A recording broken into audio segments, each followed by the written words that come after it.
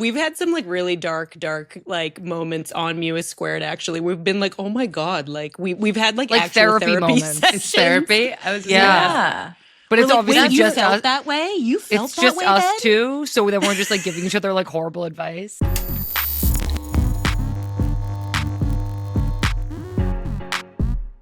Hey everybody, welcome back to the show. For those that are watching on YouTube right now, allow me to reintroduce Megan in a pink wig. We're still working on a name. Hey everybody. Yeah, we might need some help with the Yeah, name. we might need help with the name. I I can't believe you don't have a name for it. feel like, does she even need a name? I thought it was just Winter's Wig. It is Winter's Wig, actually. Good is point. Winter's I Wig. forgot. Winter's Wig. Yeah. Oh yeah, this is Winter's Rose Wig. Lavelle really missed an opportunity wearing that at the parade. You should have sent it with them. I would have. You should have sent it with them. I would have. That would have been epic. I've already texted Emma. If you need me to send the wig to camp for any reason at any time, just let me know. Next That day might air. have been my favorite. That Just- meme with Michelle Kang, you, Emma Hayes with the wig on, and it says, "This might be my new favorite blunt rotation." That one sent me. It's the That was literally the brain trust of the future of women's soccer. just being super serious at the NWSL final. Yeah. And as you guys know, we were at the NWSL final. We Since did. then, we've had a holiday. Yeah. We had a Thanksgiving. Mhm. We went down to Portland for that. Yeah. Obviously, you know, what would be a holiday without a bicker? Yeah. So that's where our bicker of the week is going to come You know, we from didn't get out this week. unscathed. No. Well, Stu No. didn't get out unscathed. No. But we do have a great show. We've got Sam and Kristie Mewis coming on. Mewis Love 'em. Squared, as you Love know them. They had some good bickers to tell us also. Yeah, I knew they So would. that was, of course. I've seen bicker after bicker after bicker. with Yeah. them. I've seen years Of and course. decades of bickers. That might have been one of my tippy top interviews. Oh, They were so fun. We got sidetracked so many times. Yeah, they were so did. fun. Real quick, before we get into the show, there's been some WNBA news. The CBA, which expired November 30th, are in the negotiations. Sort of. They've now extended another 6 weeks. There's like a little exception. If either party wants to get out, they have to give 48-hour notice. But that puts us after the new year, which, as we've recapped on this show, totally normal. Totally normal, For this to be guys. extended, for these negotiations to continue. So we're going to keep our eye on that. We'll talk about it more maybe next week. Yeah. Also, the draft lottery happened in the WNBA. Dallas, back-to-back, Back at it number one picks. Yeah. Do you know how many times that's happened in WNBA history? Did it just recently happen to the Fever? Mm-hmm. That's one. Has it happened to them before? No. Um, You're going to get this. I can feel it. It's right there. really? Yeah. Is it a legacy team? A Yes. founding team? No. What do you mean by Oh my God, is founding? it Storm? Yes. Do you know Stewie and who? Jewel. Do you know who else? Sue and Lauren. Wow. Wow. Wow. Yeah. Good There's job. one more team. Who? The Las Vegas Aces. Oh, yeah. They actually had back. God, they had like 3 and 4 years. to back.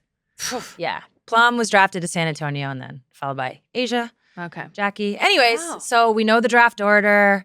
Go check that out. There's mock drafts happening. Again, we'll talk about this next week. We just want to do like a quick little touch on the WNBA because it's all NWSL again. We're fresh off the finals. We're fresh off a season. I Let's know. go Bats. It's party time. Let's go, Bats. It is party time. I'm Megan Rapinoe. And I'm Sue Bird. This is A Touch More. Let's get into it. Support for A Touch More comes from the all-new Google Pixel 10. It's time to step up your game. I had a very simple formula for stepping up my game. It was look good, feel good, and you're gonna play good. And if you're looking to level up your phone, the Google Pixel 10 is waiting for you. It looks great with its bold colorways, but it'll also make you look like a champ with killer camera features like Auto Best Take that captures everyone's best side. Ready to rethink your phone? Head to the Google Store now to learn more. Support for A Touch More comes from Volkswagen. As the U.S. gets ready to host soccer's biggest moment, Volkswagen is helping people discover new turfs and new ways to play the beautiful game. From deaf and power wheelchair soccer to beach and futsal, Volkswagen is actively supporting all the communities and teams within the U.S. soccer ecosystem. They're supporting talent from across the U.S. soccer extended national teams and are focused on helping to give these less widely known forms of soccer a platform moving forward. From the pitch to the sand and everything in between, welcome to our turf. Support for this show comes from Chase. If you're a fan of women's sports, you're always looking for ways to get closer to the action, and your Chase card can get you exactly that. With a Chase card, you can experience more. That means access to pre-sales, preferred seating, and more savings. Unlock benefits that let you skip lines and turn a game you wouldn't miss for the world into a truly unforgettable experience. For more information about how to step into the world of more with Chase Experiences, visit chase.com/experiences. Benefits available only to eligible Chase card holders. Deposit and credit card products provided by JPMorgan Chase Bank N.A. Member FDIC. Terms, conditions, restrictions, and limitations apply.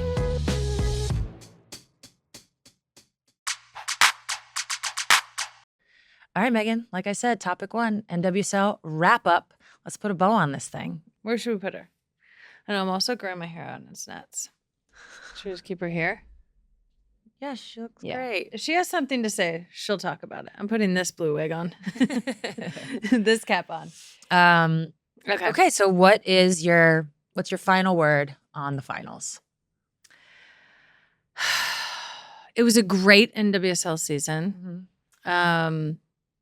Gotham, totally worthy winners. Spirit were favored, but Gotham played better. Very cagey the whole game. Yeah. Soccer finals are Favored Gotham, I thought. I thought if the Spirit didn't score like in the first half, Gotham, it like automatically swung to Gotham's favor. Yeah, I agree. Definitely, they just felt like they were having the momentum. They have a lot of experienced players that have been on big stages before, and it just felt like they settled into whatever that game was, and it felt like Washington was always trying to like find their feet. Yeah, do you know the Spirit had no shots on goal? The whole time? The whole time. Wow. I mean, I don't know. It That's was what I cagey. read. It But was- I'm like, I feel like I remembered a shot. I don't. Someone fact check me on that. Yeah, I mean, maybe it went wide, you know. If it Oh, that doesn't doesn't count? actually hit the frame of the goal, What if the goalie saves it? if it's inside the frame of the goal, yes. Okay. But if not, then Well- it's technically not. So they had some chance, but yeah, it was cagey. And I don't know what the solution is to make soccer finals less cagey, but I hope someone finds it and gives it to everybody so we can just like be more open. Honestly, I can be a pretty harsh critic in this particular moment about soccer and like in the final type of thing. But Mhm. I don't know. I was there, and even though there was no goals and not a lot of shots, I was into it. It's like there still was momentum swings. There Oh, was yeah. excitement. There was like a Yeah. even if there was a miss. And then the way it ended with Gotham and Rose Lavelle putting that thing in the back. Putting that thing in. It was exciting. Only like what, 8, 9, 10 minutes left in the game. Yeah. So it was exciting. It did finish well. Oh, definitely. I mean, there's stakes on it, and it's like every minute. It's similar to like if you watch a round of golf just randomly, or just like it could. If you're really into golf and you like it, and there's like some great but like if you don't know anything about it, it's just like another Right to round. the end. This is like every minute, similar to baseball in that way. Every minute, because it's a long game. Every minute is like, ooh, it could, or momentum, or what player is showing up, or what player's not showing up, or shots on goal or not, or whatever. Right. It just has that sort of feel, yeah. that feel about it. But All right. So Gotham, second championship in 3 years. yeah, They really like coming from behind. Second championship in 3 Yeah. years. Are we talking dynasty? I think we're talking dynasty. But we have to be talking dynasty. And honestly, the people at The Athletic agree with me. Do you agree? well, I do feel like I've been like kind of hard on the Gothams. Yeah, you have I feel a like lot I have of- to eat some oof. words. Yeah, you I got a have to- whole bowl of words over there. I have to eat some criticism on Gotham. What I will stand by, though, is they do and have underperformed in the regular season. So I would love to see them like get that together more. But I mean, they've been, championship 2 out of 3 years. In the semifinals a year, they didn't go to the championship. I think 3 is the number for dynasty, preferably a back-to-back in there somewhere. They're not a dynasty yet. Yeah, but I disagree on the back-to-back. Yes, they're getting in that conversation. Like Minnesota Lynx, 4 out of 7 years. Dynasty, never back-to-back. Well, So you that's don't 4. absolutely Yeah. need one. No, they're Can on they their take way. a year off and then win another one? They just did. What do you mean? They went every other year. Yeah. No, can Gotham take a year off and just win 3? 3 and 6? 3 and 6. So you're saying can 3 and 6. So like Las Vegas Aces, we've talked. That's 3 and 4 years because they went back to back. Yeah. That's a dynasty. Yeah. And you're saying if it's 3 and 5, I think it is. Okay. I mean, I can I don't concede know. that. Yeah. I think it's pretty Yeah. close. No, I mean, when you're just like, for that period of time, you're the best. Yeah. Yeah. So they have a nice little carrot dangling in front of them for next year. So this was a question that we actually, I think I asked during our live show, but I don't think we actually got an answer from you, which is European model. They just do a regular season. Whoever has the best record, champs. Yeah. In the NWSL this year, that would have been Kansas City. Obviously, we're American sports landscape. We have playoffs. I love it. I think it's the right move for the NWSL. That's kind of where the conversation went when we talked about it. But which do you think in the world of soccer, like which is the better gauge of the actual best team? I think the better gauge of the actual best team over the course of the season would be the European model, to just be like, you played 20 games, 40 games. How many did you win? How many did you lose? Like, here's your point total. But I think Tobin made this point, like, it doesn't make sense in American sports culture. And that's like not I'm not even going in that direction. Okay. Just gauging. So like if I were to, maybe like try to poke a hole in that, I would say, so if a team gets off to a bad start, they can never be the best team in the league. They can't ultimately end up being the best team. Yeah, because the best team didn't get off to a bad start, nor did they have a bad middle or a bad end. A bad start? A bad start. I never want to get off to a bad start. Yeah, it's hard to come back from. So I disagree because I think there's so many elements in a season. Maybe you had injuries. So like you get injured early, that's it. Yeah, it's the totality of the season. But why is another team punished because they didn't get injured? They didn't get punished. They're in the playoffs as the number 1 seed with home field advantage. Yeah, in fact, they got the opposite of punished. They got rewarded. Yeah. No, it is interesting though. And I feel like different sports, you can make different cases as to why. Yeah. Yeah, why that is. Anyways, all right. So another thing we talked about at the finals is just like the business of the NWSL. It's booming. We're continuing to see it. Yeah, it's amazing. I mean, Gotham won the championship in 2023 and didn't get a parade, didn't get a big old thing. It was a good thing they didn't get to meet Eric Adams, but they got keys to the city. No. They got keys to the city. Vote in Washington. Yeah, true. Keys to the city, huge parade, a huge moment to like celebrate. City Hall. Got the fits. We got City Hall. We got glasses. We got champagne. We got, teal and black everywhere. We got elected officials. We got photo ops. Like that part I think is really important. Obviously, Liberty won in 2024. Yeah, that parade was season. crazy. That was crazy. And this looks the same. And then this looks the same as when men's teams win the championship or when, a US team. So then it's like, it tells people this is a big deal. So I thought that was a huge deal. Huge viewership numbers throughout the entire weekend, whether that was over social media, streams, etc. I mean, our girl sister Wig here, she really popped out. Winner's Winner's Wig. Wig. Side by side. Winner's With Wig. you and Rose Lavelle. Yeah. Who wore it best? Oh, just she can have it any day. She would just love a wig. She would love a little fireball disguise. shot. Yeah. Oh gosh. The Lavelle showed out. I love all the love that the Lavelle's got. They've just been the best there. family. Her parents have been there, obviously, throughout her whole career. But her mom, after the game, was like, "This is the first," I think she said, like, national championship she's ever won. Yep. She's never won an Obviously, NWSL she's championship. World Cup. Yeah. Totally. Olympics, but not on U.S. soil. I know. Showed out. But back to the numbers. CBS, an average of basically 1.2, I think it was 1.18, 1.2 million viewers, peaking at 1.5, up 22% from last year. And I read somewhere with ages 18 to 34, it was up like 70%. It's a good sign. Good sign. We need to get them youngins. And I think just like the general buzz and feel and vibe. We were there last year. We were obviously there in 2023. It's turning into a I mean, you were there in 2023, more as a fan. Obviously, I was playing in that, so I really didn't get to see anything. But I just feel like even the jump from last year, I'm like, wow, way bigger, way cooler, way more. It's your guys' Super Bowl. Yeah. And now people are like activating around it to make it an event. Yeah. And I do think every sport needs something. I think for basketball, it's the All-Star game. Mm-hmm. For football, it's obviously the Super Bowl. For MLB, it's All-Star, whatever it may be. And this, like the final, there's so many former players and there's like fans and the vibe was cool. It was just, I could just sort of like feel it. How was your time with the Stud Buds? My time with Stud Buds was great. They knew kind of like more than I thought about soccer, but they like get the... They like get it, Like we were walking past the goalkeepers and they were like, who's that?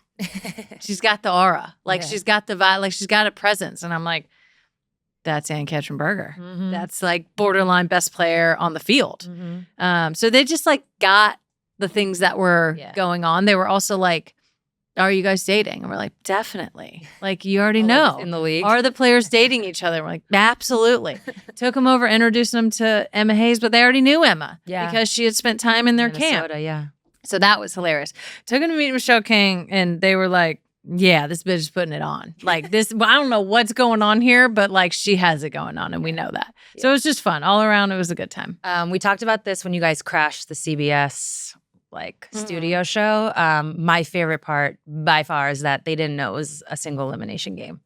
Yeah. They thought it was a series. I was like, guys, it's game 5 or game 7. This is it. This is it. I think one other thing that I'll say from the weekend, and this is, a nod to the league, a nod to CBS and the sort of sponsorship and the broadcast partners. Like, they're really letting former players have a lot of leeway, access. Like, the Stud Buds and I did that stream live on the side of the championship game, and they were like, sure, go for it. That's a lot of trust, but I feel like a lot of vision also. The entire desk basically is former players. Lori's up in the box. Yep. Like, multiple people are doing their, whether it's Tobin and Press at the recap show, Sam in the women's game. Lynn was there also. Kelly also did her Kelly show, also did her live show. So there's just a real understanding of the value of the NWSL from the former players. Like, we're seeing it as a value, but also vice versa. And I feel like that is really smart from the league and the broadcast partners and everyone, because it creates a really cool environment and helps like bridge gaps from the, people watch the World Cup or they watch the Olympics or something. They like, there's certain faces that obviously we were sitting in the box in the commissioner's box with Alex Morgan as well. It's just like, there's a lot of familiarity going on, and like, if all of us think it's cool and they think it's cool, the players are cool, like they're the stars now, but like everybody's sort of there. I think that is a really smart move by the league and the broadcast partners. I'm laughing because every time Alex looked at you with this wig on, she just kept saying, I can't take you seriously. It's like, honey, I'm not asking you to. So the weekend was amazing. So was the GM survey that came out right before the final. I always look forward to a GM survey. I mean, what were anything jump off the page? I mean, I think everyone, these 3 things: salary cap, expansion speed as a concern, and talent retention and recruiting really as a concern. I think it's obvious that something needs to happen about the salary cap. We got to be able to pay our best players, and probably it just needs to grow a little bit anyways. Mm-hmm. I don't know if totally abolishing the salary cap is really a way to solve that. I don't really think that's the best solve. I do like the parity in the league. Everyone talks about Europe and they don't have a salary cap. And I'm just like, yeah. And like 10 out of the 12 games you play are trash. Like, sorry. Yes, Champions League is amazing. Yes, your training every day is amazing. I experienced that. But I played in France literally 13 years ago or longer. Some of those games, so bad. So I don't think that's a good thing either. And I just fear that it could kind of like widen gaps. It's not necessarily good for the business or like the development and growth of players. But I do think something needs to happen. You were saying this all weekend. You're like, she's going to have a rule named after her. Like, it's going to be the Trinity Rodman rule. And like, something needs to happen. I don't know exactly what that is. People smarter than me can figure that out. Expansion speed, I feel like was a thing that stuck out and has stuck out to me. We've talked about this in the WNBA as well. Like, all of a sudden in successive years, you're adding 3, 4, 5 teams. Like, no, that's really fast. So I know that we want to expand. There's been numbers of 32 teams or whatever. And I think over time, great. But I also think we need to like allow the pool of players to develop along with that and push those numbers forward. And those like teams forward. And then talent retention. How do we recruit the best talent? How do we keep the best talent? I do think there's been like an uproar about American players leaving. Like, of course, I would love Alyssa to still be here and Naomi to still be here, and other players to play in America. But like, it's also okay that they aren't. And it doesn't mean that this league isn't great. There's a ton of players that are choosing to stay. And we'll see what happens with Trinity. We don't know yet. But I do think there's something to like, how do we get and keep the best talent? And also something that Europe cannot do, and frankly has a very low ability to do, is plug into a real serious business marketing machine. That was our argument, basically both Tobin and I and Kristen in our live show. But definitely, I've been saying this, I'm like, Trinity is on the precipice of being a proper crossover, famous, not soccer famous, superstar in this league. With the Men's World Cup coming next year, her and Messi and Lamine Yamal are like the faces of Adidas right now.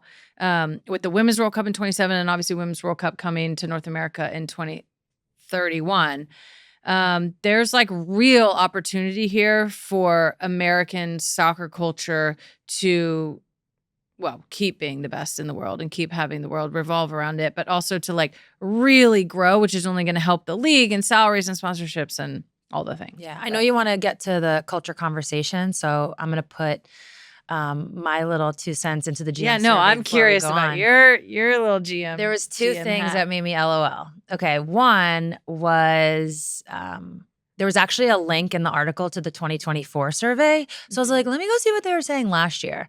And it cracked me up because one of the questions of the 2024 survey was, should the salary cap be abolished? Like, get rid of it, you know? Yeah.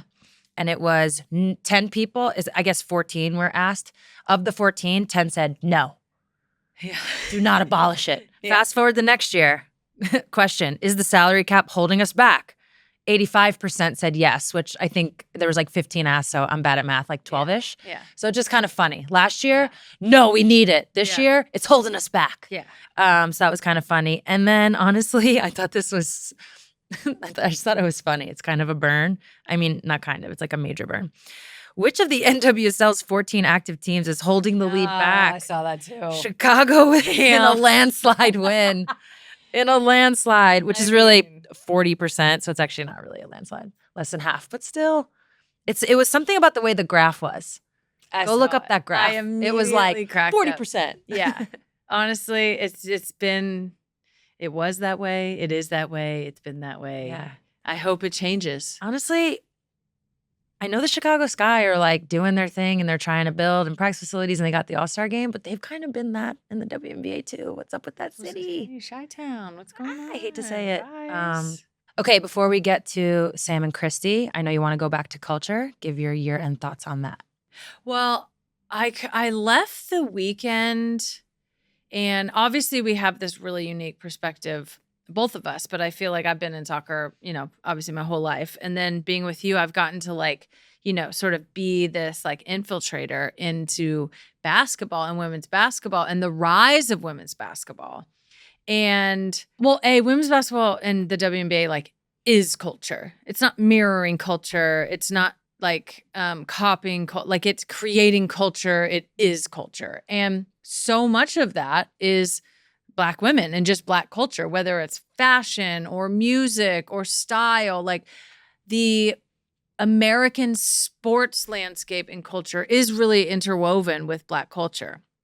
And I kind of just like left the NWSL weekend. I ran into Doma Wells and her, she has a brand, Dead Dirt. She did the collaboration with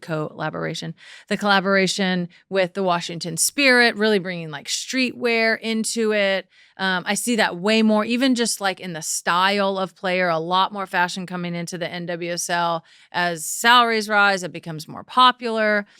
And I just really left being like, oh, the way, because soccer in general hasn't broken into like general American cool culture quite yet, not on the men's side. I feel like some women's players have, either in the past or currently, but it's not like synonymous in the culture. And I feel like that could really be what like catapults the NWSL in terms of like growth of the business, cool factor, and just like being culturally relevant. Like you're not going to be able to be a huge, wildly successful business unless you're culturally relevant. Mm-hmm. And yeah, I just was like, that really just sort of like struck me. And while the NWSL does not have the amount of Black players, I think it's like 12% of the league is made up by Black players. Mm-hmm. Like, and we're not saying like no white culture. I don't even want to hear any of that. But what I'm saying is like, when I look at the faces of the league, Trinity, Jaden, Midge, Soph, Mal, Gift Money, Croy Bethune, Temwa Chewinga, Barbara Banda, like Rosamund Kawasi, like I want to see the league lean into bringing that more into what the culture already is and allowing that to like be a conduit into a larger cultural space that the NWSL can live in. And a special shout out to Mandy Freeman because her style is just like absolutely like out of this world. But yeah, I just think there's something that's like, even though it's only 12% of players as opposed to the WNBA, which were like 60, 70% of players, I just think there's a real opportunity to like lean into that and really celebrate that along with the existing culture in soccer, because women's soccer does have a really strong culture and it's popular and we have big stars and we have crossover stars, famous, not just soccer famous. And I think that is something that could like really be cool. It's like when you see Rihanna wearing a soccer jersey, like, that's our culture. Like, that's us. That's Black players wearing their jerseys. That's just like soccer culture in general. So I think there's just like a really cool opportunity to do that. So those are excellent points. But I think it's time to bring in Sam and Kristie. Oh, love them. Support for A Touch More comes from Google Pixel. Picture this. You and your girls are finally getting together after saying you'd do it for ages. So you bunch together for the perfect photo to commemorate it. Everyone's looking stunning. Snap, snap, snap. And then you check the camera roll. One girl's blinking, another's looking in a totally different direction. Someone else's mouth is hanging open mid-sentence. And in that moment of chaos, you'll be glad to have a Google Pixel 10. The Pixel 10 camera's auto best take automatically finds and combines similar photos into one where everyone looks great. So all that blinking and looking away is replaced with picture-perfect smiles. And you know how that one person always ends up the designated photographer because they always find the best angle? Well, Pixel 10 has a feature called Camera Coach that literally coaches you on how to take a great photo. Get outside of your comfort phone and try the Google Pixel 10 Pro. Check it out at googlestore.com. Camera Coach, results may vary. Support for this show comes from Chase. There's no feeling more electric than seeing a game live. When you're surrounded by other fans, the anticipation before kickoff is almost palpable. And then things really get rolling. And you get to witness season-defining moments in person and join in on the roar of the crowd. It's truly a feeling like no other. Especially if you're a fan of women's sports, you're always looking for ways to get closer to the action. And your Chase card can get you exactly that. With a Chase card, you can experience more and make those unforgettable moments even better with access to pre-sales, preferred seating, and savings. Score prime seats at top venues with your Chase card and enjoy the best views at your favorite events. Simply tap the Chase filter or enter your offer code on ticketing sites to enjoy access to the best locations in the house. For more information about how to step into the world of more with Chase experiences, visit chase.com/experiences. Benefits available only to eligible Chase card holders. Deposit and credit card products provided by JPMorgan Chase N.A., member FDIC. Terms, conditions, restrictions, and limitations apply.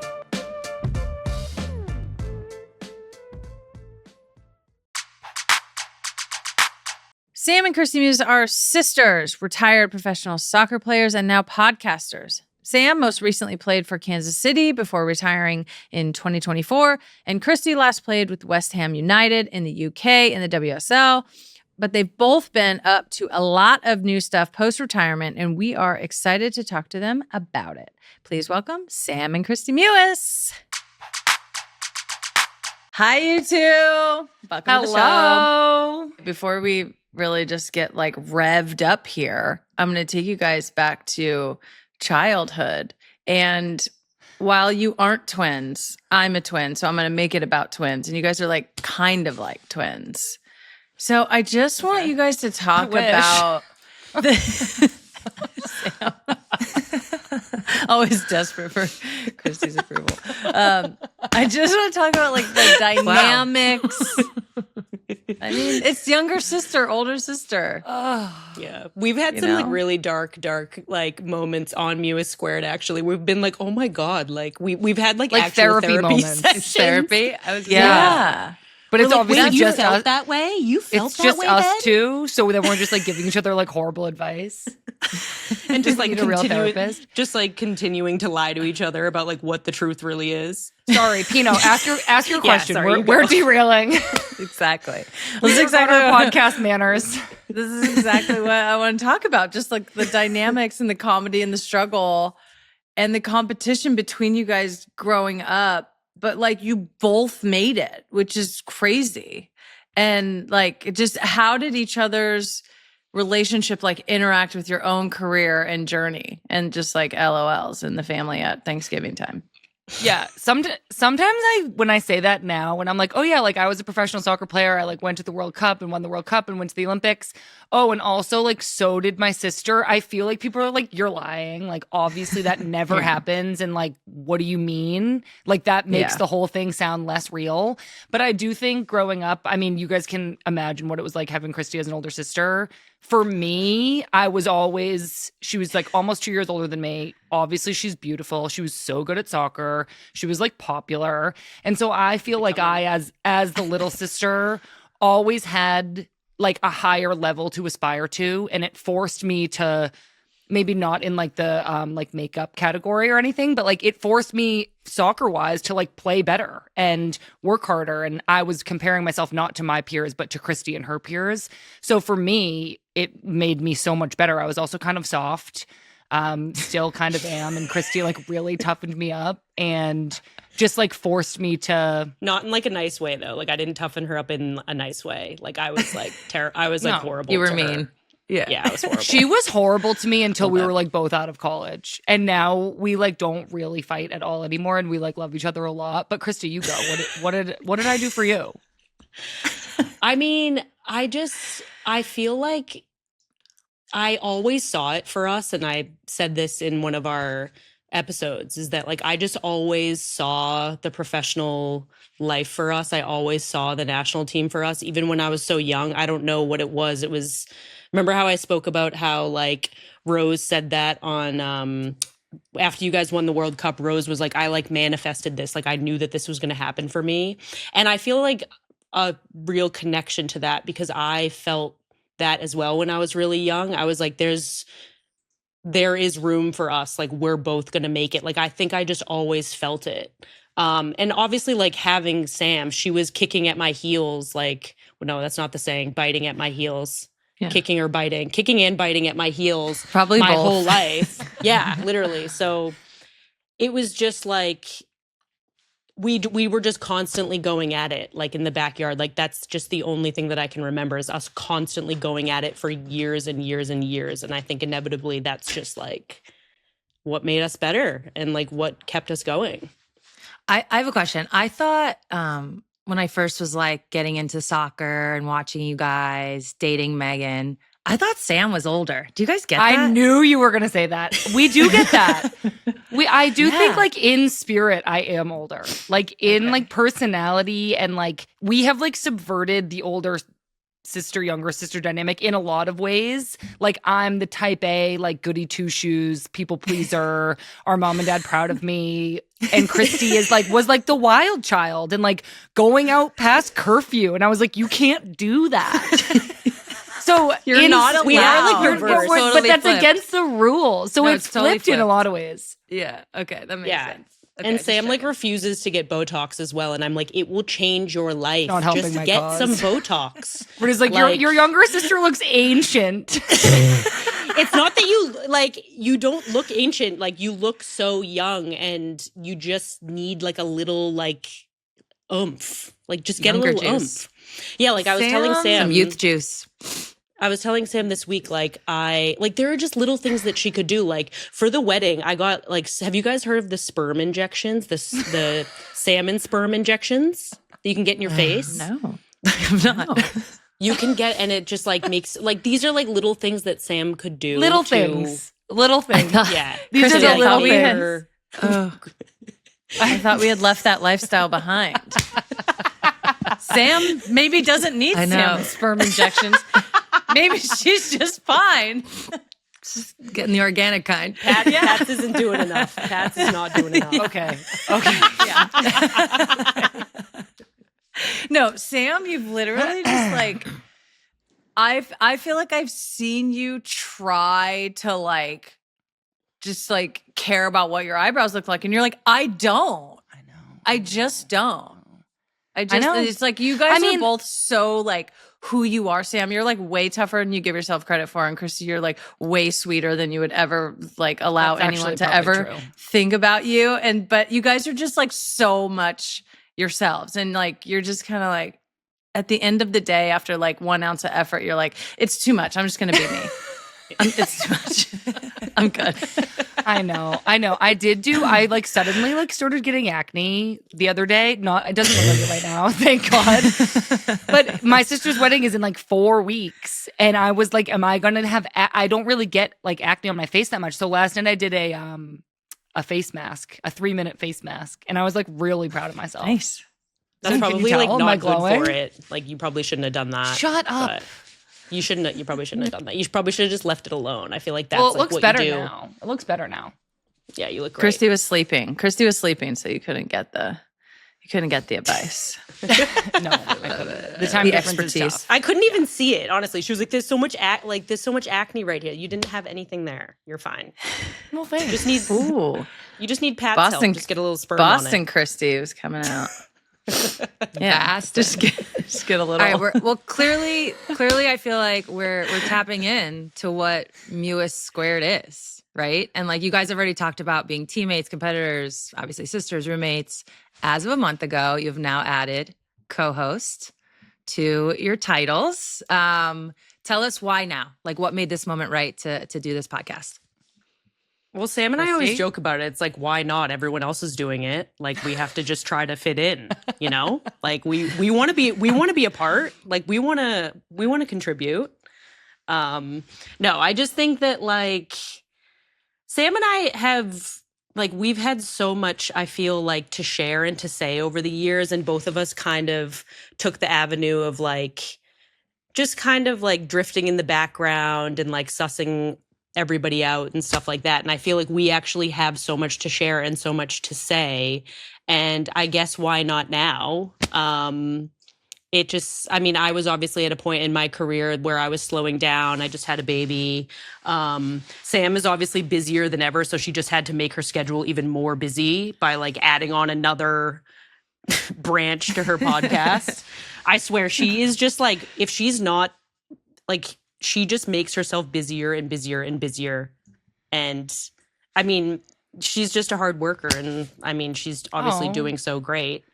You But turned yeah, that Sam. around to be so nice. I thought we were saying that was like a problem. And I was like, yeah, I know. well, it is and it isn't, you know?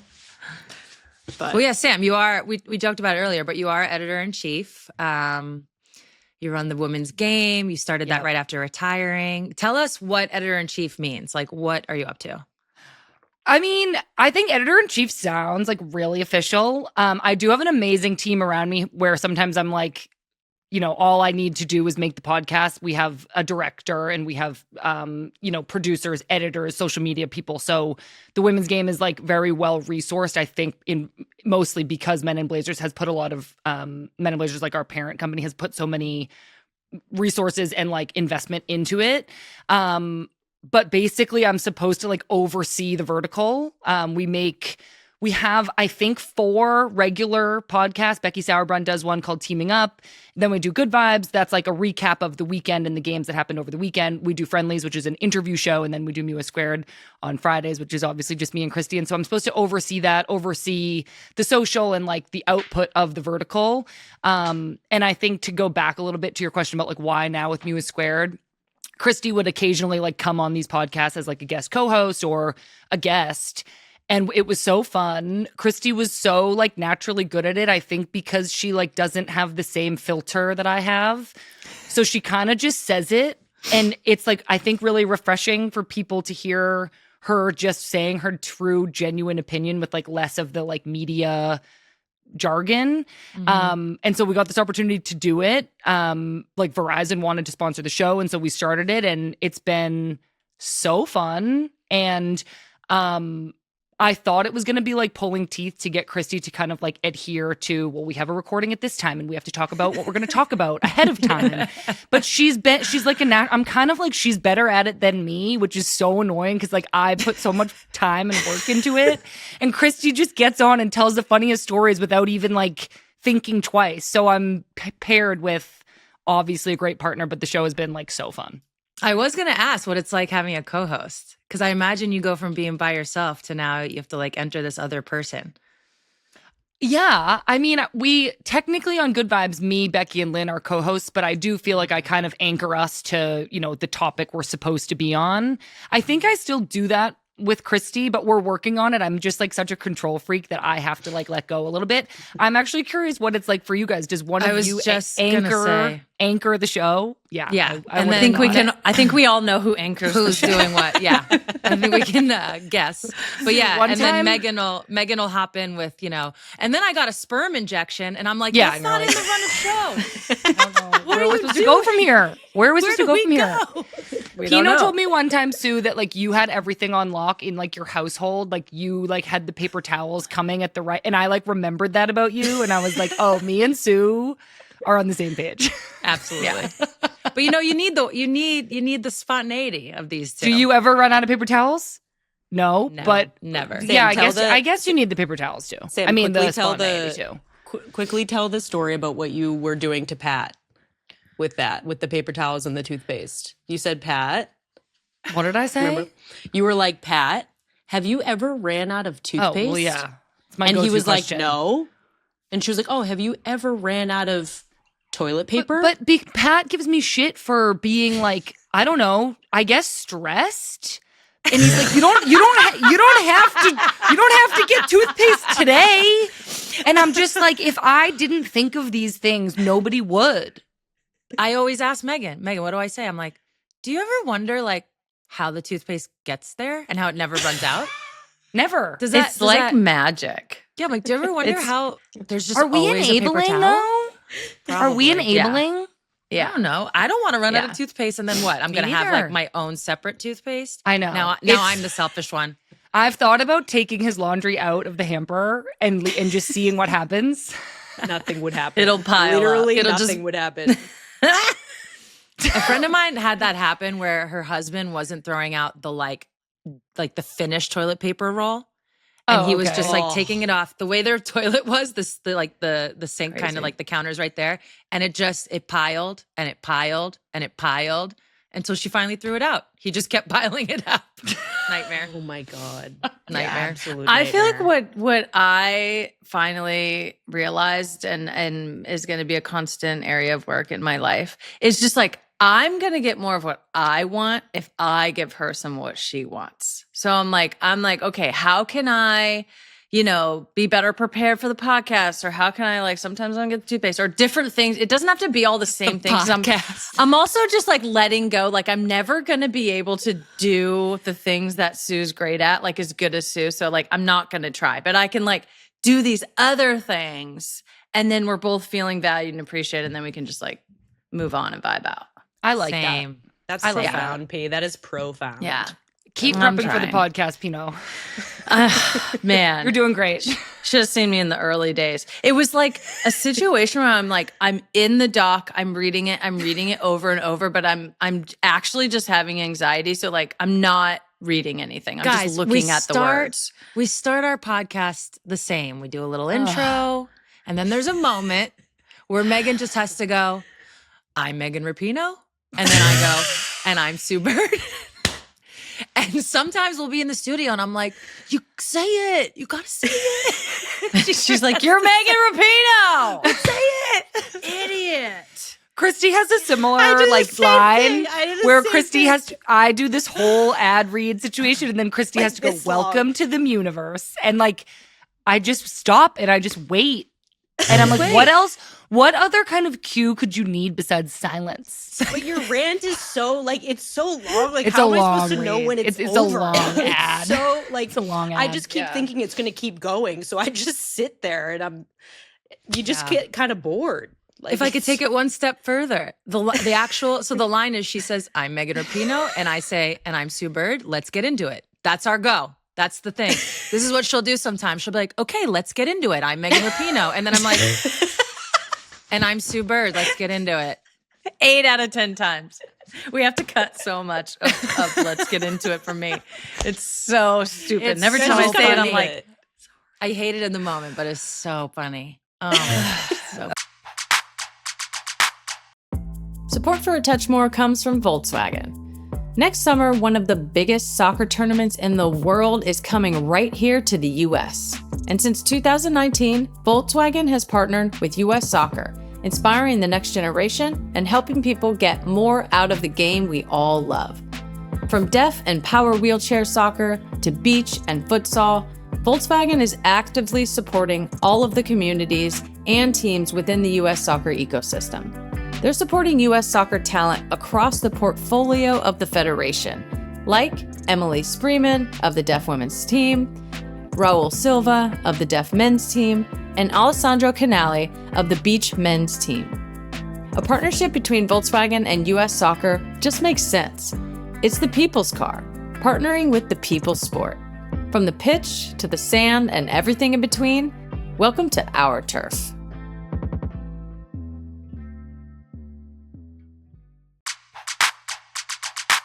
Oh my gosh. Okay, we have to get back to the interview. yeah, so guys. podcasting's weird. Okay. So weird. Yeah, it is so weird. I feel like Sue and I feel this. I'm curious if you guys feel this too. Well, first of all, sports is just so weird. Like one day you're literally playing, and then the next day you're not playing anymore. Like you're done for whatever reason. Sam, you had injuries. Kristie, you chose. Like I was like in the championship game, got hurt, and then all of a sudden I'm done, and Sue retired. severed whatever. your Achilles, just casually severed. One your day you're Achilles. Whoa. One day you're playing, the next day you're not, and you just have this like rip apart from community and connection and purpose and like all of that. And I feel like it's not in the same way, like at all. Nothing's ever going to be like playing at the highest level, which we all did in those games, stadiums, vibes, the locker room. But I'm feeling like, I'm still like really involved in like, I love women's sports so much, and definitely like soccer. And so it's just like I'm having this like connection point with it and able to like stay involved and continue to grow it and like, I don't know, just like help it, but also be a part of it in the same way. Do you guys feel that? Is it like something that you didn't feel before, but you're feeling now, or vice versa?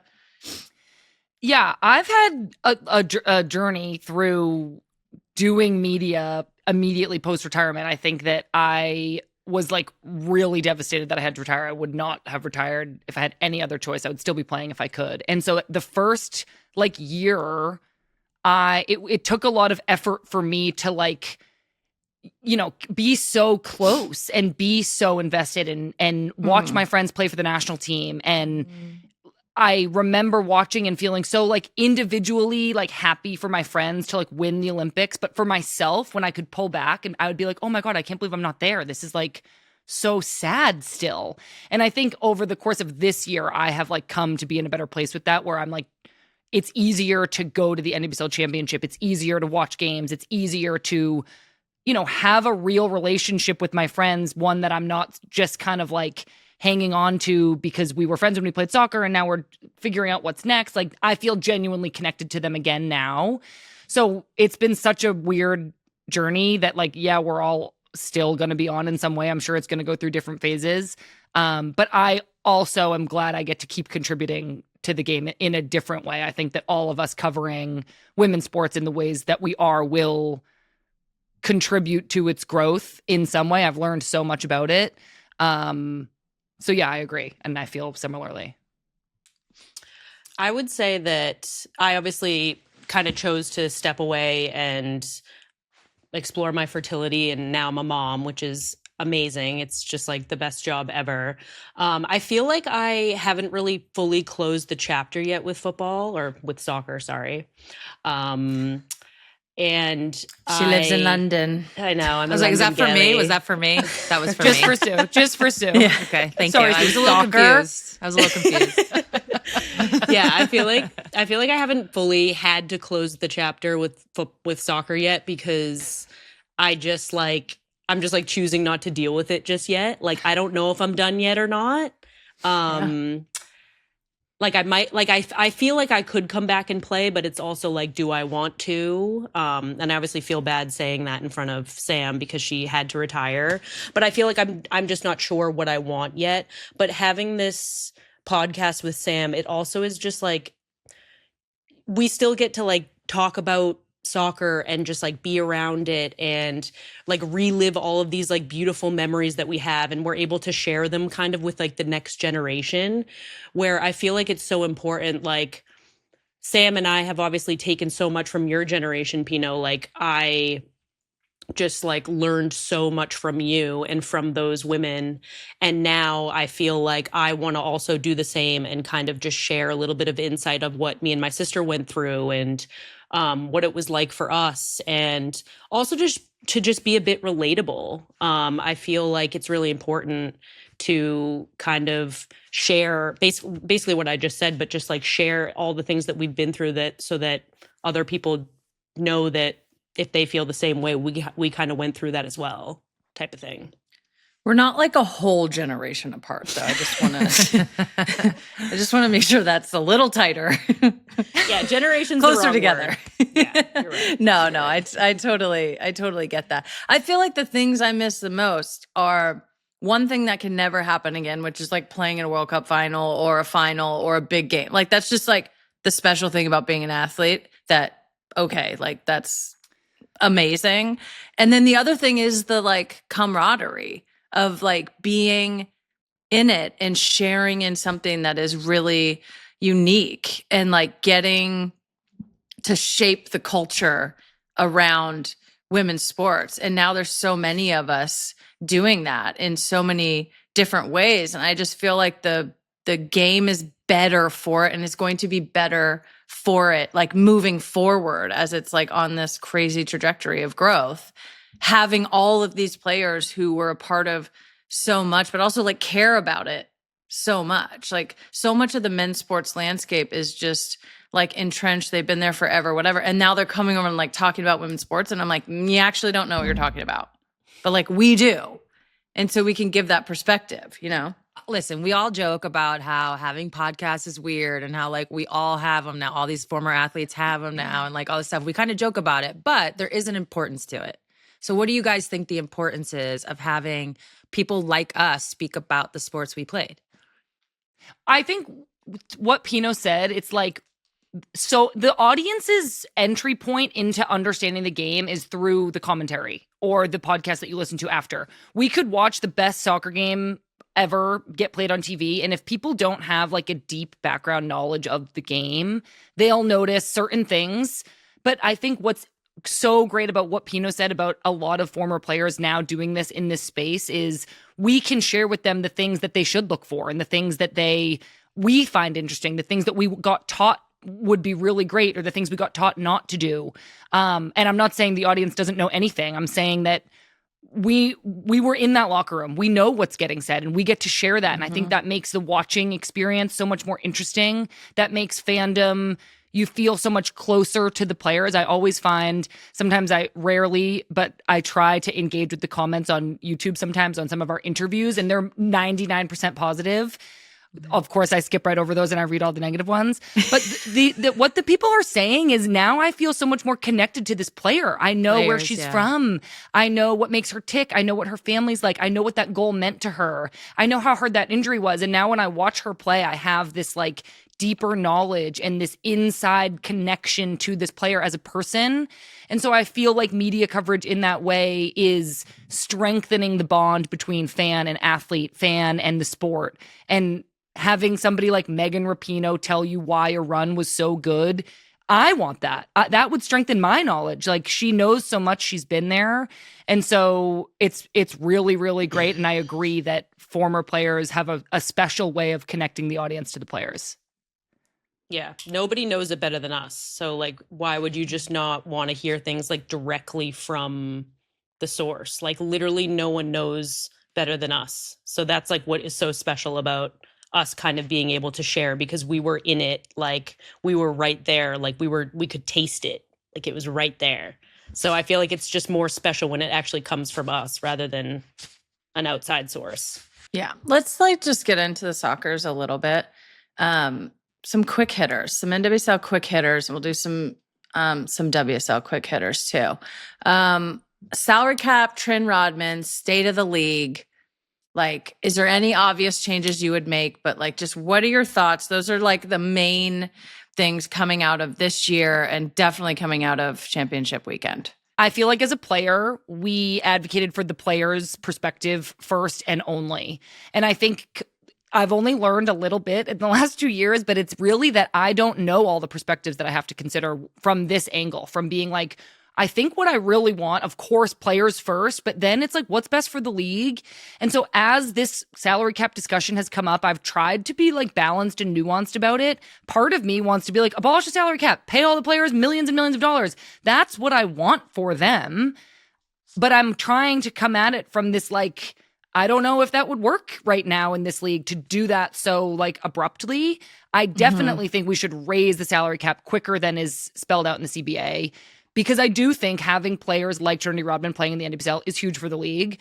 But at the same time, I support players going and doing what they want to do. We have fought for that for a long time. And if Trin wants to go somewhere else, I would support that. I think what's best for the league would be to pay her enough to keep her here and increase the overall salary cap, but in a balanced way that it doesn't just all get thrown out. But I don't know. I could be wrong.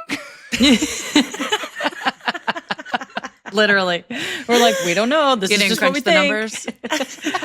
I'm learning as I go. Yeah. Kristie, any hot takes on that one? No, I mean, I agree. Like, I just think women's sports is growing at such a rapid pace. Like, I obviously get that it's hard to like keep making these like huge jumps, but at the same time, it's like, it's growing at a rapid pace. Like, just pay us. Just do it. Just pay us. Mm-hmm.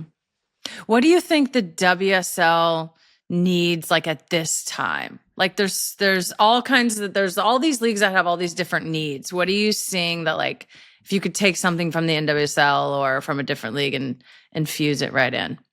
Ooh, that's like a really good question, actually. I think like the WSL is much quieter in a sense where like they don't really have a lot of like the loud personalities that the NWSL has. So I think like fans love it. Like, fans love the drama. Fans love that energy. Like, I feel like just like Trin, obviously, like, she gets all of this attention. People love to watch her. She's entertaining. Not only is she like an amazing footballer, but she is so entertaining. And I feel like I think the WSL could kind of use that a little bit more to their advantage. Like if they had more, I think Europeans are just a little bit more conservative, like within soccer.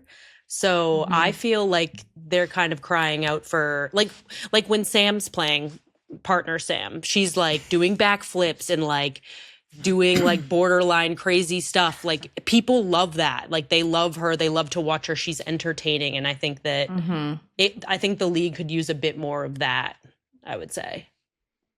Yeah. Yeah, I totally agree. I feel like if they even just like built out the behind the scenes content, like ability, that because the players are cool, they're fun, they're interesting, but if there's no way to communicate that, or if the only way that they get to the public is through their own social media or like the media, which they're not going to be like traditional media, they're not going to be that open with, then it's like you don't really have. I mean, I think that's just like the gold of American sports and the American sports machine, particularly with women's sports, is there's like more and more content and more ability to like show yourself. And that is what is rewarded.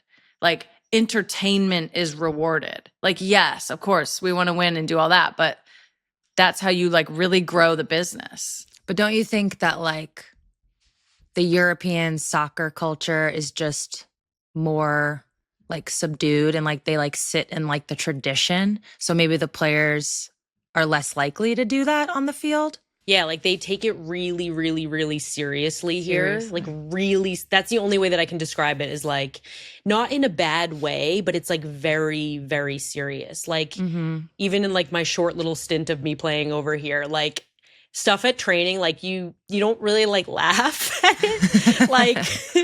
like people just get like American, like in America in the NWSL, like people will get like mad at themselves, but people get like really mad at themselves here. Like it's like, or like really mad at their teammates here. And like, it's just taken to a different level over here. But I do think it's the culture. You're right, Sue. It's definitely the culture of it over here for sure. They need a little bit of warmth.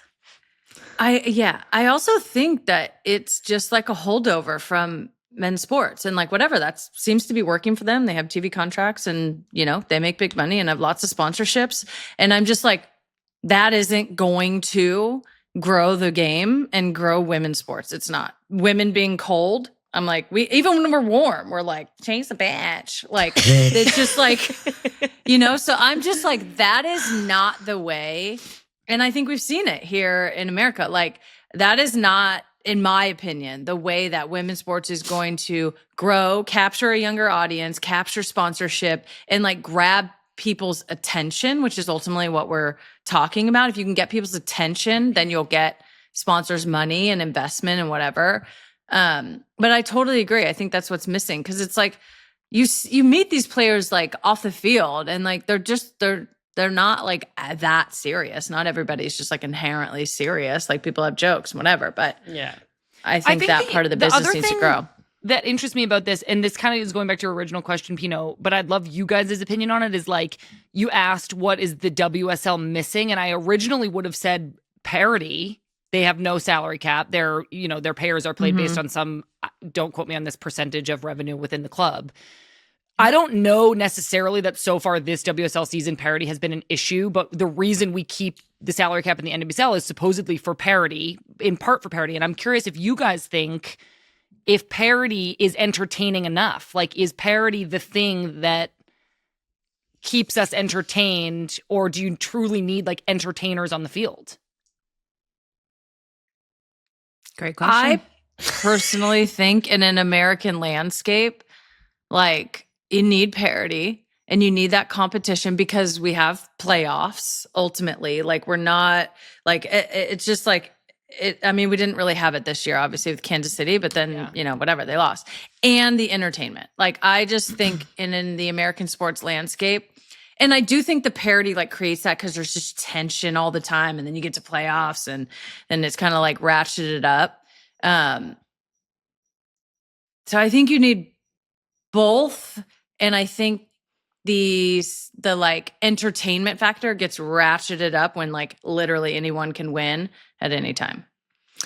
I agree that it can come in like different forms. Like in the WNBA, I've seen years where there's been like 3, 4, 5 teams who could win it all. And then there's been years where at the very beginning, only 2 had a chance. And because we got to the playoffs, and I think it is predicated on the playoffs in US sports, everybody was interested in the 2 super teams just as much they were interested in like, we don't know who's going to win. So it can go both ways. I'm going to throw another question at you guys, which is, do you think a player like Trinity Rodman, who is just like more entertaining, like kind of more flashy, would be received well in the WSL? I think the WSL rates players who play well. Like, it's so funny. I saw Alyssa Thompson is crushing it now at Chelsea. She has like, in her last, I don't know, again, don't quote me, four games with Chelsea, she has 3 goals and an assist or something. But before she had scored, the fans were like dragging her for like having no goal contributions in like her first few games. And then as soon as the same thing happened to Sam Kerr when she went over to England. As soon as you score and you contribute on the field, they love you. So I think it's like, I feel maybe, and this could be an overgeneralization, here in America, we're loving and giving, and in a place like England, you're accepted once you're good. Even my journey playing for Man City, my first game, I did so bad, and I felt that. I like felt the like pullback from the team of like, oh my God, is she gonna suck? Then I started doing great, and then I was like, oh, I'm back. Everybody likes me again, and I had a successful time there. I think Trin's game will speak for itself. Like, if she goes and she scores and she does great, they'll love her. I think that would be received as similar to Sam Kerr, an entertaining, incredible goal scorer, incredible forward, somebody who's so fun to watch. It just is like your game does the talking there. Yeah, they're really harsh over here. Like they just, again, take it so seriously. Like the fans are so serious about it. So like I think Trin would do amazing over here because everyone's either going to love her or they're going to love to hate her, and I think both are important. Both are so important, like, because people are talking about you and you're raising attention. You're like, when people talk about you, it's a good thing. Whether it's good or bad, like, it's a good thing. Okay, we're moving on to our very favorite segment, which is Bicker of the Week, where we just get to, usually it's me getting on the short end of this because I just do crazy shit. Because you're usually wrong? Because I'm usually wrong. Yeah. Like, wait till this week's Bicker drops. I know you guys have Bickers. Like, you just have to have them, especially with working together. So we need a Bicker. We need a Bicker of the week. Yeah, I think we have 2. Mine is like every single time me and Kristie FaceTime when we get on one of these, she's like, "Put chapstick on, your lips look disgusting and crusty." And I can't like really defend myself or bicker back because like, what am I gonna say? Like, no, they don't. It's like, yeah, they do. I like don't know how I didn't notice this myself. Well, it's like, so that's the first. It's not that I'm like looking, but she'll answer the FaceTime and she's like this close, and her lips are like cracked and like skin's flaking, and like skin is going like this off her all lip. right. And I'm like, do you own Vaseline or chapstick or anything? Like, the fact that you walk around like that, even though I know you live in Vermont and it's probably like accepted there to have chapped lips, but like, it's just like, don't they hurt? So it just like, it bothers me so much. It literally bothers me so much. Okay. Well, Kristie's about to attack me again. I don't know why. And I don't like ever vocalize my issues with her, but yeah, I feel like this should just be directed at me. Every time, like, this is another one. Yeah, every time like Sam and I have something going on or we're like about to do a podcast or like we're FaceTiming or something, like there's some drama with the dogs. There's something's happening. She, like Chester broke his leg. She's driving back to the groomer the day after she just went to the groomer because they didn't finish. They didn't finish. Like, what do you mean they didn't finish? It is related to the broken leg, but yeah, yep. And then, like, it's just the most obscene stuff with the dog. And then, like, Finn will be barking. And I'm, like, Finn's barking because you didn't train him. Like it's just the dogs are always a drama, and it's like it stresses Sam out. Like the dogs, yes, they bring her so much happiness, but they add to her load. They add to her stress. So then when she's stressed, it then Kristie, spirals. I have the dogs. I'm not going to get rid of the dogs just because I'm a little bit stressed. I don't think you should get rid of the dogs. I think you should train them. Train Guys, the dogs. we have tried. We've hired a lot of folks to come over here to the house and try to help with the dogs. My favorite dog trainer story was this woman who came and was like, "Oh yeah, it's no problem. They don't have anxiety disorders. You just have to give them more like task treats. So like a lick ball that they can like lick for 20 minutes. But the thing she said, she goes, "Oh yeah, easy. Just cook up some ground turkey meat and throw it into the yard and they'll forage it for hours." So then me and Pat would just like buy ground turkey, cook it, chuck it, and say, "Go have your lawn meat, dogs." And they'd go out and they'd forage for the lawn meat for like a long time. But then Sam was just to me on FaceTime like 30 minutes ago. She was like, "Oh yeah, that's right. I have to text the groomer back." And I'm like, "Why are you texting the groomer? Like just making it just Period. like everything is just Period.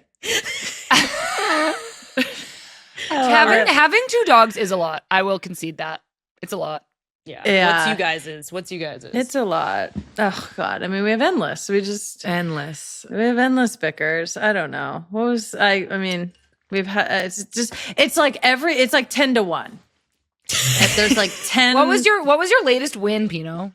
Yeah. She did What's have a that big one? win. I had a win at the grocery store because she was getting all up in my shit. And I'm like, this is my domain. Like, this is like something I dominate. I do most of the cooking. I love going to the grocery store.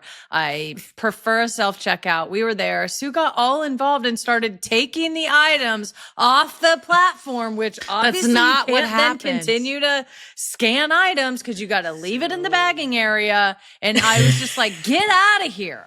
I tried to Get out of here. There were items on the scale, and I tried to like quickly put them in a bag and then put the bag back, and I failed epically. Because the bag weighs something, and then it's like unidentified item in the bagging area. We got shamed by the attendant, And then She you was have to just there talk to waiting for someone. us. How Yeah, awful that's is what it when you she have was to talk to staring at us. someone? She was like, That's awful. Then you actually have to speak to a human. Well, Pino, know. congratulations. Thank you. the one win. Yeah. Did you That's how this apologize house to? goes. She has one gold medal, and I have the rest. Oh, no, just kidding. Wow. Honestly. Cut there. Cut there. Well, and that's where we're gonna end. Thank you guys for coming on the last episode ever of A Touch More. It's been great. The podcast We've is had over. We've had a good run.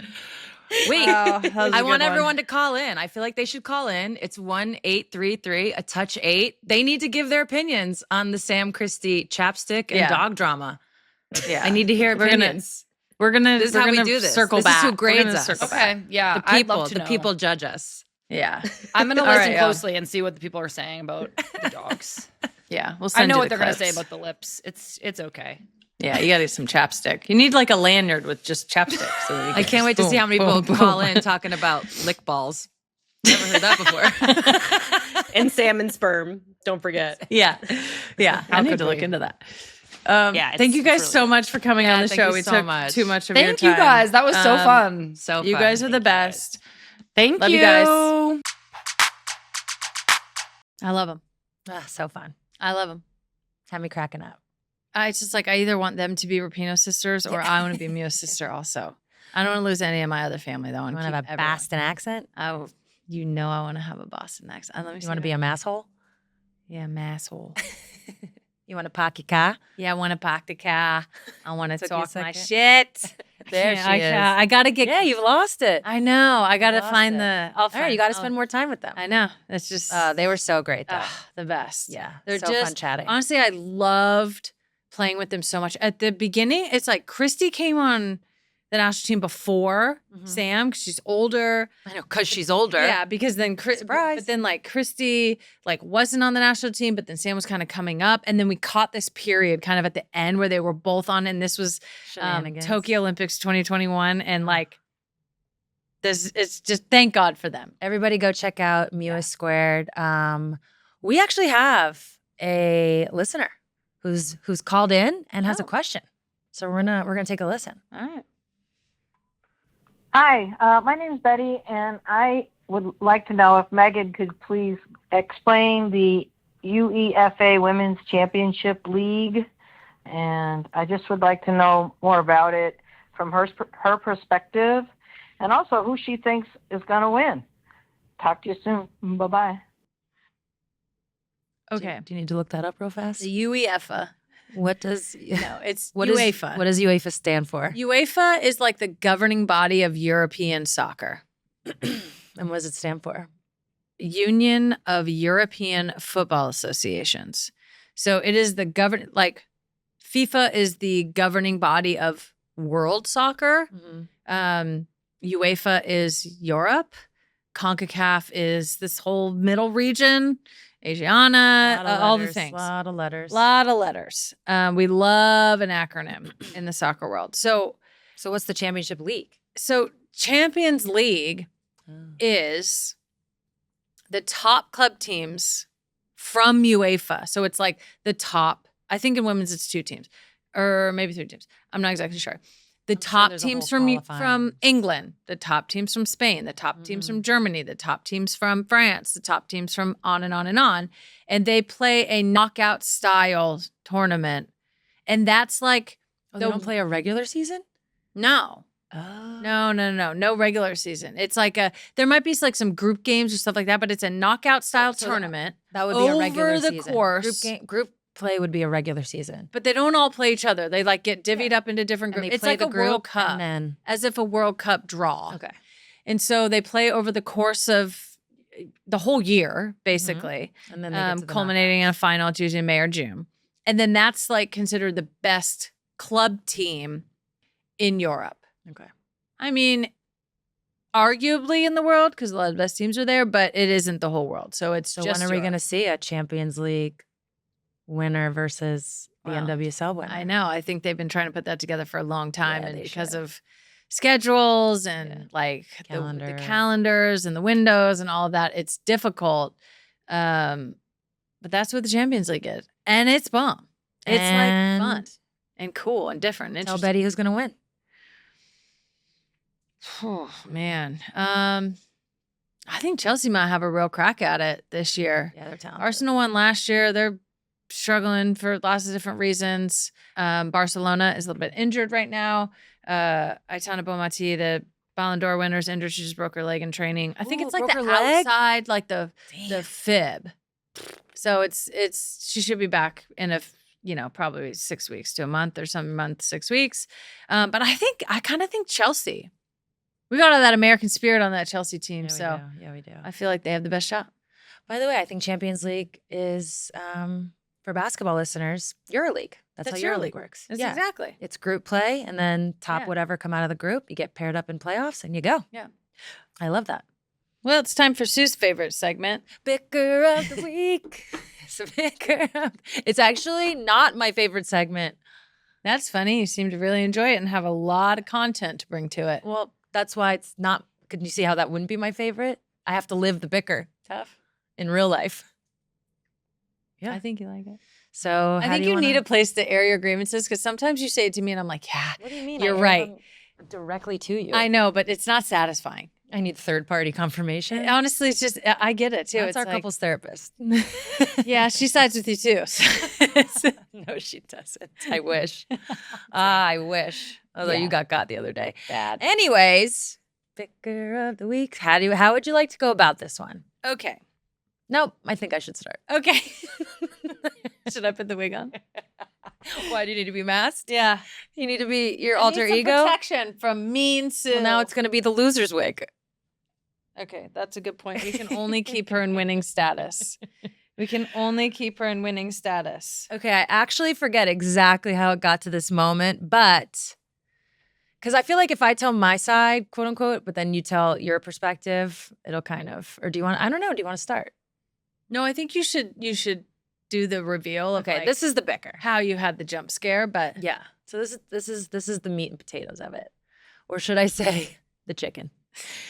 So Megan's sister hosted Thanksgiving, and Thanksgiving happens to be my favorite holiday, only because of the food. I didn't know that, and now I don't know do, how and you didn't know that. I'm shocked, and it does feel like a failing as your fiance, but I've learned now. Yourself. Yeah. So in passing, It's like your favorite holiday. yeah, we actually saw your sister, which you can start there when you tell your part of it. But we actually saw your sister like a week before Thanksgiving.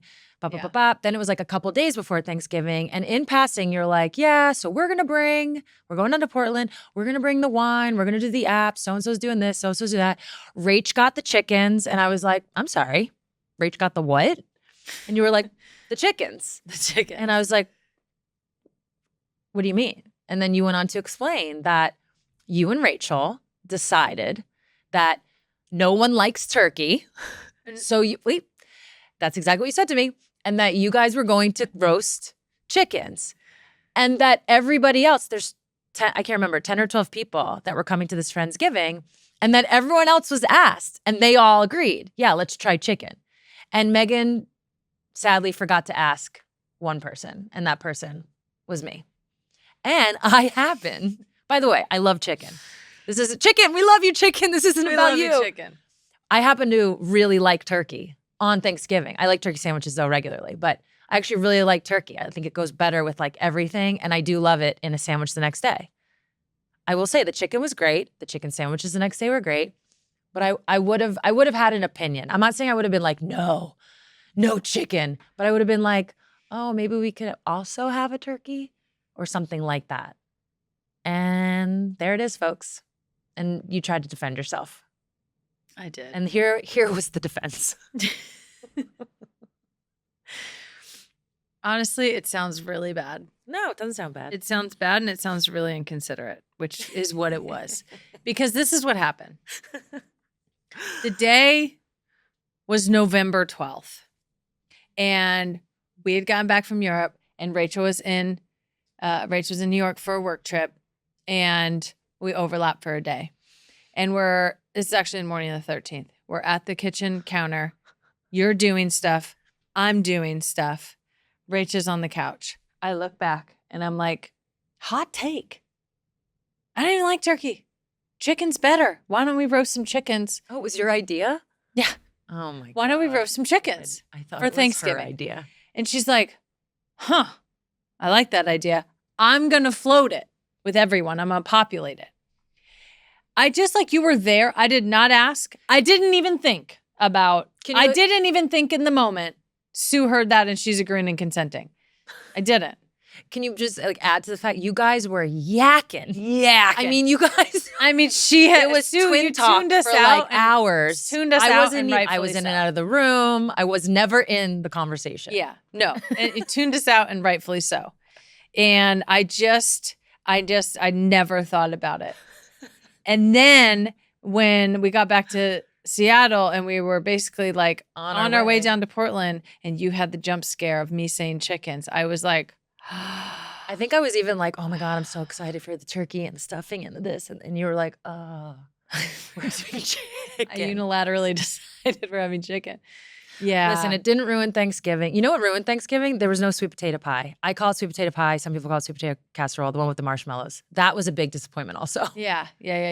So other than that, it was lit. Hopefully nobody at the party listens to this. Yeah, other than that, it was lit. Everybody's going to be listening. Oh, I smashed. Everyone smashed. It was so good. Oh, so good. Someone made focaccia. Rachel's friends made focaccia. Wow.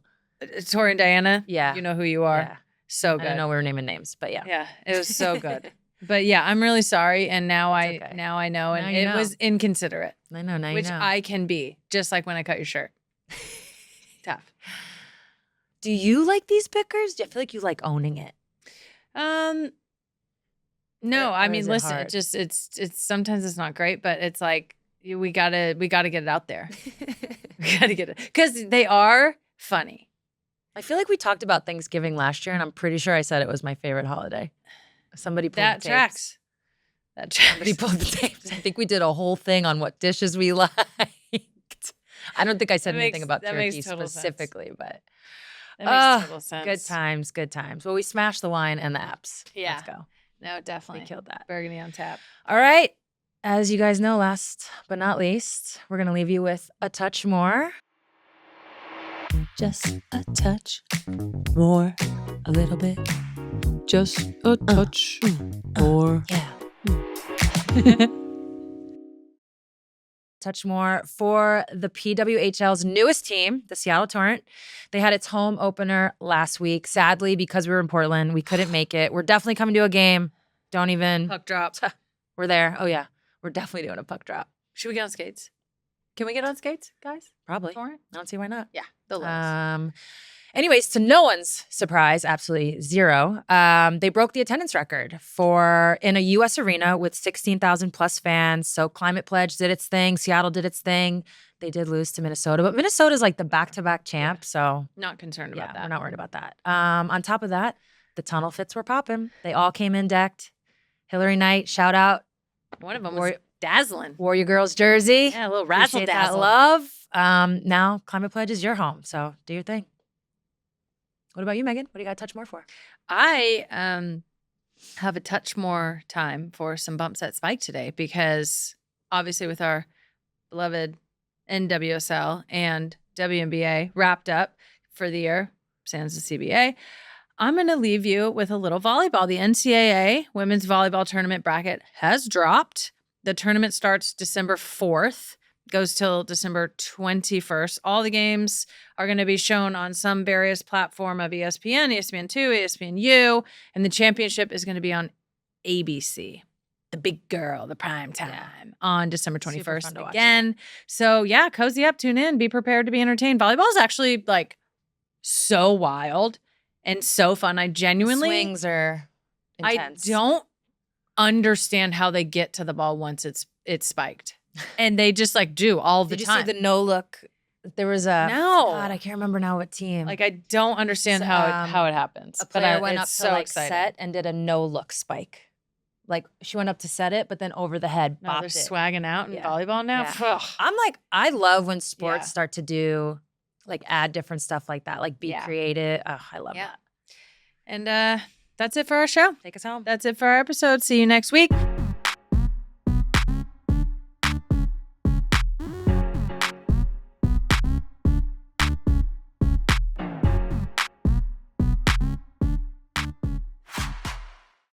Support for A Touch More comes from the all-new Google Pixel 10.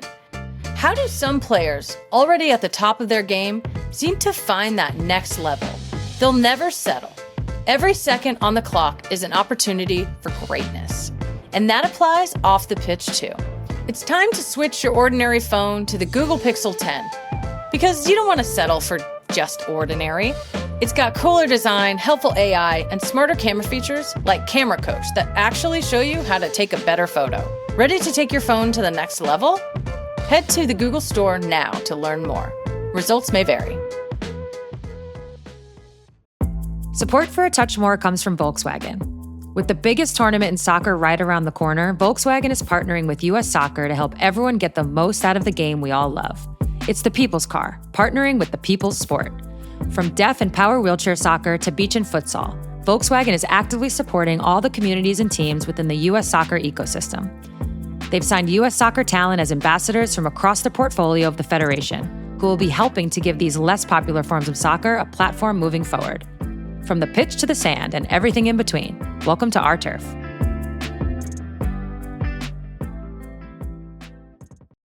Support for this show comes from Chase. If you're a fan of women's sports, you're always looking for ways to get closer to the action, and your Chase card can get you exactly that. With a Chase card, you can experience more. That means access to pre-sales, preferred seating, and more savings. Unlock benefits that let you skip lines and turn a game you wouldn't miss for the world into a truly unforgettable experience. For more information about how to step into the world of more with Chase Experiences, visit chase.com/experiences. Benefits available only to eligible Chase card holders. Deposit and credit card products provided by JP Morgan Chase Bank N.A. Member FDIC. Terms, conditions, restrictions, and limitations apply.